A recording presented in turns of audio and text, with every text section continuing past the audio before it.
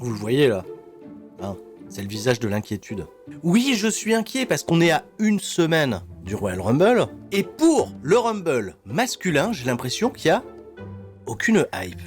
On est dans une situation totalement floue où on est partagé d'un côté entre les deux matchs de championnat et aussi le build-up d'un WrestleMania qui a l'air de nous promouvoir un match titre contre titre entre d'un côté Roman Reigns et de l'autre côté Brock Lesnar, qui, je le rappelle, au Rumble affronteront respectivement Seth Rollins et Bobby Lashley, mais vous sentez véritablement un changement de titre? Est-ce que ça foutrait pas en l'air l'idée du build-up qu'on nous a teasé, voilà, champion contre champion, voilà, ils se sont confrontés comme ça, Brock Lesnar et Roman Reigns, ça semble un peu évident, mais alors, qui gagne le Rumble? Et surtout, celui qui gagne le Rumble, il fait quoi? Il challenge qui?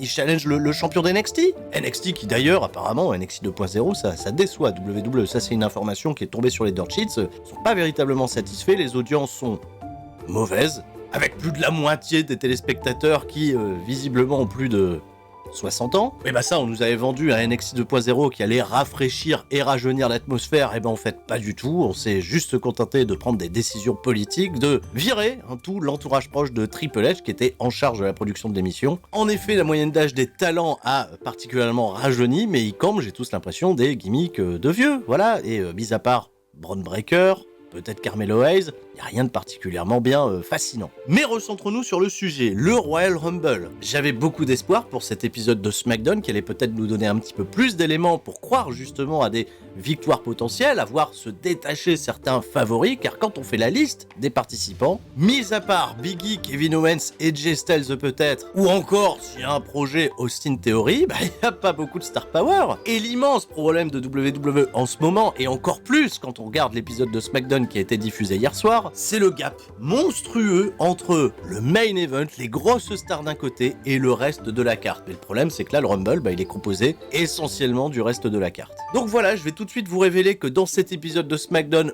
aucune personne ne s'est déclarée participant au Royal Rumble match masculin. On reste uniquement avec 15 noms déclarés, peut-être la place pour beaucoup de surprises, mais je ne vois pas quelle surprise ferait pencher la balance en faveur du Rumble, et puis surtout, voilà, mettre du prestige sur l'événement principal, le match qui devrait potentiellement main-eventer le show. Ce qui va très certainement mettre de grandes attentes sur les épisodes de Raw et de SmackDown la semaine prochaine pour peut-être essayer de nous faire décoller notre note de hype.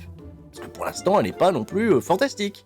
Nashville, Tennessee, épisode de SmackDown qui s'est déroulé, je le rappelle, dans la nuit du vendredi 21 au samedi 22 janvier avec nul autre que Seth Rollins. Sur un beau clip, on nous remontre sa confrontation directe avec Roman Reigns, le fait qu'il expose ses faiblesses, et ses faiblesses ce serait les Usos, le fait d'avoir toujours quelqu'un pour lui tenir la main, comme il le faisait à l'époque en compagnie de Dean Ambrose, tu vois, c'est pas dur à dire, Dean Ambrose, dans la grande époque du Shield. Alors on a bien vu justement que ce point a été mis en avant, puisque les Usos ont attaqué Seth Rollins la semaine dernière, et ils l'ont même attaqué lors du dernier épisode de Raw. Pour ouvrir cet épisode, les Usos dans le ring vont tout simplement festoyer le record absolu du plus long règne de champion universel porté par le chef tribal Roman Reigns, qui va évidemment faire sa très longue entrée.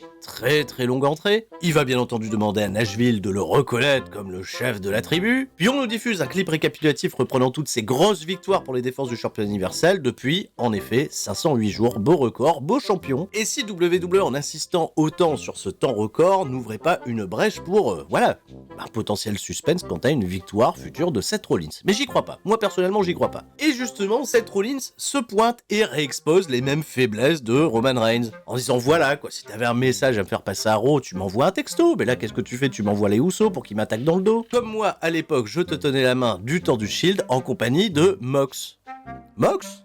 Bon, je vais pas m'enflammer comme Internet s'est enflammé, voilà, il s'appelle Mox, et de ce fait, Seth Rollins ce soir. Ne croyons pas les mots de Roman Reigns qui veut lui assurer que Royal Rumble, ça sera un contre un et que les Usos resteront en dehors de tout ça, propose un match par équipe contre les Usos et un partenaire pour lui de son choix. S'il le remporte, il devient pas champion par équipe, c'est quand même un peu con, mais les Usos seront, bannis officiellement du ringside. Roman Reigns accepte avec une petite condition, cela dit, si Seth Rollins perd son combat, il devra renoncer à son opportunité de championnat universel. Les deux parties se mettent d'accord et on nous révèle le partenaire de Seth Rollins qui n'est nul autre que Kevin Owens. Les portes interdites s'ouvrent encore un peu plus entre Raw et SmackDown, c'est la porte ouverte à toutes les fenêtres, ça me dérange pas puisqu'il y a une certaine cohérence dans l'idée, et surtout c'est assez intéressant de constater que Kevin Owens et Seth Rollins sont plutôt populaires du côté de SmackDown, et le match est particulièrement attendu. Attendu à tel point que la vignette annonçant le match va être diffusée 8 fois au courant de l'épisode. 8 fois pour nous dire que ce soir,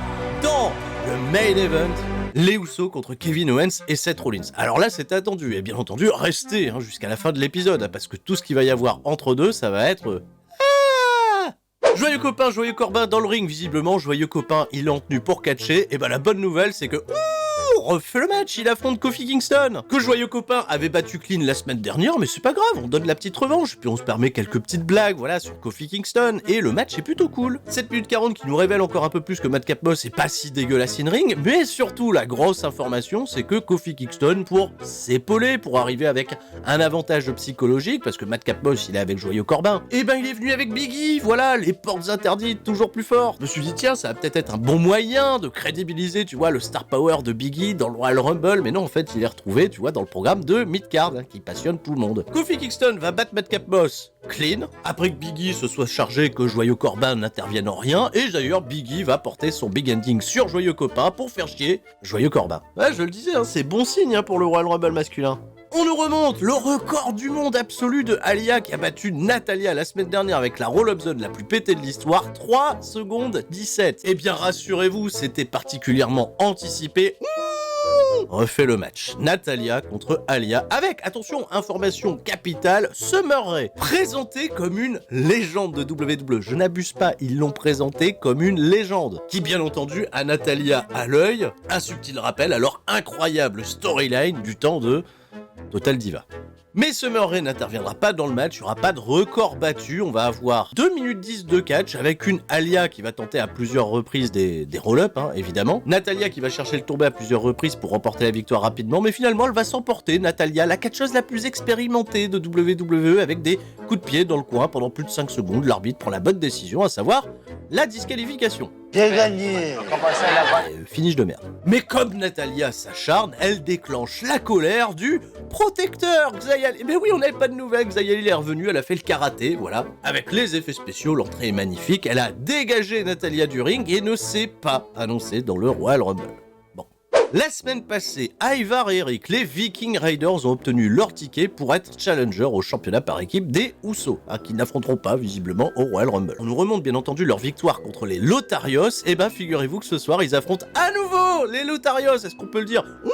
Bah oui, on peut le dire, bien sûr qu'on refait le match. 2 minutes 20, sens unique, grosse victoire de Ivar et Eric qui accumulent du momentum. Alors c'est pas trop mal d'accumuler du momentum, mais je sais pas, j'aurais préféré les voir affronter d'autres adversaires, tu vois, un truc un petit peu plus frais. Mais non, WWE va pas commencer à mélanger des programmes, aucun des 4 acteurs du ring ne va s'annoncer dans le Royal Rumble, bien évidemment. Et on enchaîne magnifiquement avec quelque chose là aussi qu'on a déjà vu, à savoir le rematch entre Naomi et Charlotte Flair. Si Naomi bat Charlotte Flair, elle aura une chance de l'affronter pour le championnat WWE de SmackDown. Avant que la cloche de sonne, Sonya Deville s'invite pour retirer le maillot d'arbitre de Charles Robinson pour officier elle-même le combat. Vous sentez l'entourloupe arriver, bien entendu qu'il va y avoir entourloupe. En 2 minutes 25, on a quand même eu beaucoup d'informations puisque Sonya Deville va se prendre un ref bump, un peu malencontreux mais particulièrement capillotracté. Rater la tentative de tomber de Naomi après un rear view qui aurait pu obtenir un compte de 1, 2, 3, 4, 5, 6, 27, voilà, 27, compte de 27. Sonya Deville ne va pas attendre, cela dit, que Naomi abandonne de la figure 8 leg lock dès qu'elle voit la prise. Elle sonne la cloche, c'est la fin du match, un beau screwjob, on continue, tu vois, un programme sans queue ni tête, qui va certainement se poursuivre jusqu'à l'infini,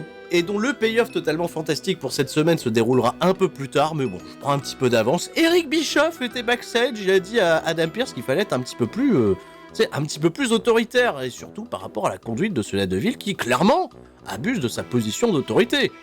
Non, vous trouvez pas? Bah écoute, tu sais ce qu'il a dit, Adam Pearce, il a dit, bah la semaine prochaine, Sonya Deville, tu affronteras en 1 contre 1 Naomi, voilà, et vous vous doutez bien que ça va se terminer sur une victoire clean, décisive.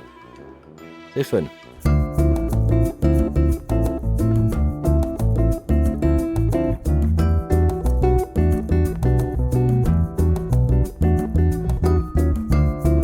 Service minimal pour Eric Bischoff qui rentre à la maison. On retrouve Kayla Braxton, notre rayon de soleil, en interview avec Kevin Owens et Seth Rollins qui sont particulièrement drôles et très enthousiastes, bien entendu, à l'idée d'aller affronter les Usos ce soir, particulièrement acclamés par le public, et on sent véritablement le face turn organique se pointer. Et parlons de duo que formait à l'époque Kevin Owens. Sami Zayn se pointe au ring parce qu'on va avoir droit à un nouvel épisode de Insane. Il va vouloir faire des conneries, tu vois, comme dans Jackass. Alors il a préparé une petite table avec visiblement des armes d'autodéfense qu'on peut se procurer illégalement, il le précise, et il va surtout se concentrer sur un taser. Et comme l'a fait Johnny Knoxville à l'époque, il propose devant le public de s'auto-taser. Voilà, il s'auto-tase la cuisse. On peut dire ça, s'auto-tase. Il s'auto-tase. Et voilà, c'est parti. On a un petit effet sonore pour dire voilà, électrocution. Et voilà, ne faites pas ça chez vous, tout ça. Je vais mettre un petit peu plus fort et là, je vais le faire directement sur mon cœur. Tu vois. Je trouve ça d'une débilité incroyable. Parce que quand t'es dans le contexte de Jackass, ça s'y prête justement, on t'attend à ce que les mecs fassent des trucs débiles pour repousser, tu vois, leurs limites, alors que dans un show de catch, c'est absolument pas ce que t'attends. Tu repousses tes limites en combattant, en étant, un minimum compétitif. Enfin, il y a un truc différent quand même. Donc rapidement, bien entendu, le public Johnny Knoxville va faire son arrivée, ce qui va ravir le public parce qu'il fallait peut-être sauver ce segment, et Johnny Knoxville va tout simplement constater que le taser n'était pas allumé. Il faisait des blagues, Sami Zayn, donc il va allumer le taser, il va véritablement électrocuter Sami Zayn avec là aussi un effet sonore digne.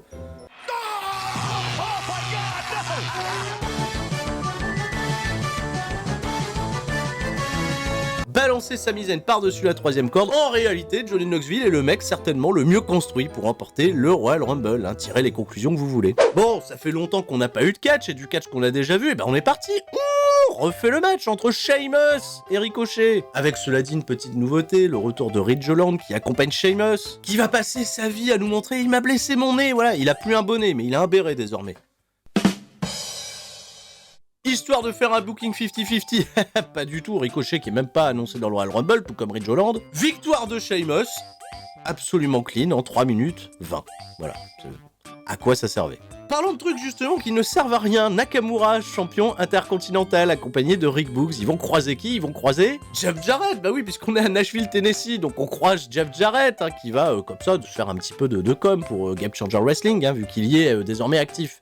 Va affronter Effie. Rick Boogs va tenter de faire quelques imitations, ça se complimente et ça ne débouche sur absolument rien. Mais on a fait apparaître Jeff Jarrett. Qu'est-ce que c'est? C'est la soirée des légendes? Jeff Jarrett, Eric Bischoff, Summer Rae. Bon, on arrête là la mascarade, on se concentre, le main event, il est attendu, voilà, le match par équipe, les Usos contre Kevin Owens et Seth Rollins, avec bien entendu tout le public qui chante à l'unisson le thème de Seth Rollins, même pendant le match, et c'est particulièrement cool. WWE qui me remercie et qui vous remercie d'être resté attentif jusqu'à la fin du show, puisque en effet ce main event était particulièrement cool. 15 minutes de très très bonne action avec des chouettes hot tags, des excellentes combinaisons, des contre à gogo, des super kicks, des near fall, et un Seth Rollins peut-être sur le point de remporter la victoire avec une stomp finale magnifique, mais Roman Reigns qui surgit de nulle part pour lui coller un Superman Punch. Comme ça tout le monde reste fort. Ah oui, les Usos ils ont pas perdu clean. Roman Reigns probablement vexé de voir Seth Rollins bien se démerder face au cousin, a préféré se tirer une balle dans le pied et se dire je vais quand même aller affronter Rollins et je vais profiter de sa non-vigilance, tu vois, pour pouvoir lui en caser un. Et la chose termine ainsi, avec un Roman Reigns qui se pose des questions, à Seth Rollins qui,